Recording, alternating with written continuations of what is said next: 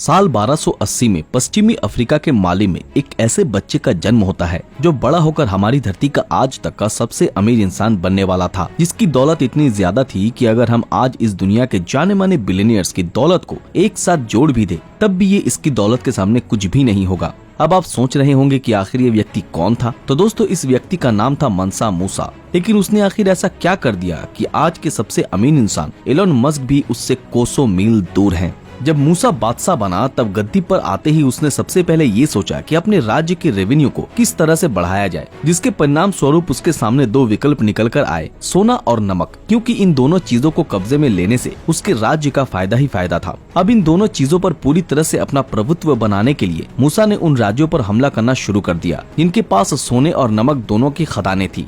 मूसा द्वारा कब्जे में की जाने वाली सबसे चर्चित सोने की खदान का नाम है बुम्बुक गोल्ड माइन, जो कि तब भी सोना देती थी और आज भी सोना दे रही है, जिससे न सिर्फ उसके राज्य में पैसों की बढ़ोतरी हो गई बल्कि उसके शाही खजाने में भी गजब का इजाफा हो गया और राज्य के लोग भी फलने फूलने लगे थे। साथ ही इन आक्रमणों ने माली साम्राज्य को भी बड़ा कर दिया था, जिसके बाद पूर्व से पश्चिम यानी कि अटलांटिक ओशियन से नाइजर नदी तक और उत्तर से दक्षिण यानी सब सहारा से फॉरेस्ट ऑफ इक्वेटोरियल अफ्रीका तक माली साम्राज्य की सीमाएं और बढ़ गई।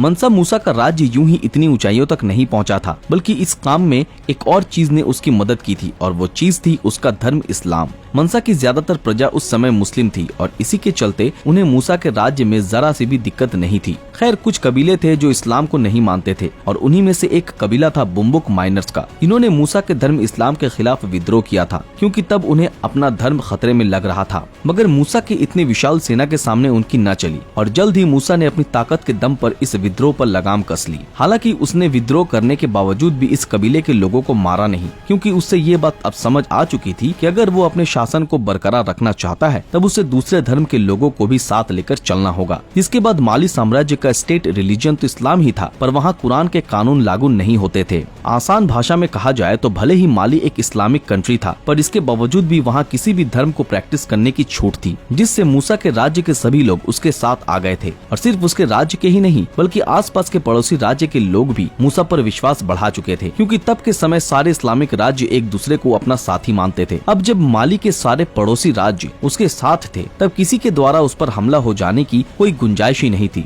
जिसके चलते बाहरी खतरों से टेंशन फ्री माली राज्य लगातार इकोनॉमिक टर्म्स में मजबूत हो रहा था, जिसमें मंसा मूसा का अहम योगदान था। मूसा ने अपने राज्य की इकोनॉमी को आसमान की ऊंचाइयों पर पहुंचाने के लिए दो तरीके अपनाए थे, एक टैक्स लगाना और दूसरा ट्रिब्यूट लेना। माली साम्राज्य इतना अमीर सिर्फ तीन ही चीजों के बलबूते पर था, एक सोना, दूसरा नमक और तीसरा कोला, जो कि एक फल था। सोने की कीमत और मांग दोनों ही आज भी और उस समय भी बराबर ही हुआ करती थी, क्योंकि माली आज भी अफ्रीका का 4th लार्जेस्ट और दुनिया का 13th लार्जेस्ट गोल्ड प्रोड्यूसर है और माली उस समय भी यूरोप और मिडिल ईस्ट से ज्यादा सोना प्रोड्यूस कर रहा था। मगर सोने की खदानें कभी मूसा के कंट्रोल में रहती ही नहीं थी, बल्कि इन पर तो दूसरों का कंट्रोल होता था। बस मूसा सोने के प्रोडक्शन पर टैक्स लगाता था और ये टैक्स इतना होता था कि इसके बारे में कहा जाता है कि पूरा माली साम्राज्य इसी टैक्स पर चलता था। इसकी वजह से ही मूसा को कभी भी इन खदानों को अपने कंट्रोल में करने की जरूरत नहीं पड़ी थी। हाँ, मगर उसने इन खदानों की लोकेशन को दुनिया के नजरों से सीक्रेट रखा था। उस वक्त जो माइनर कम्युनिटी होती थी वो अपना सोना सूडान के मिडिलमैन को अपनी जरूरत के सामान के बदले में बेचते थे और ये सूडानी जरूरत की चीजों को बाहर के ट्रेडर्स से खरीदते थे। इसके चलते बाहर के लोगों को इन सोने के खदानों के बारे में पता ही नहीं चलता था। एक तरफ जहाँ सोना माली की अर्थव्यवस्था को मजबूत कर रहा था, तो वहीं दूसरी तरफ नमक और कोला फल भी इसमें अहम भूमिका निभा रहे थे। अब अगर आप सोच रहे हैं कि तब का नमक कुछ अलग था, तो ऐसा नहीं है, क्योंकि ये आज के नमक की तरह ही खाने में डलने वाला नमक ही था। बस उस समय रेगिस्तानी इलाकों में चीजों को प्रिजर्व करने के लिए नमक का इस्तेमाल होता था। इस वजह से इसकी डिमांड और कीमत दोनों काफी ज्यादा होती थी।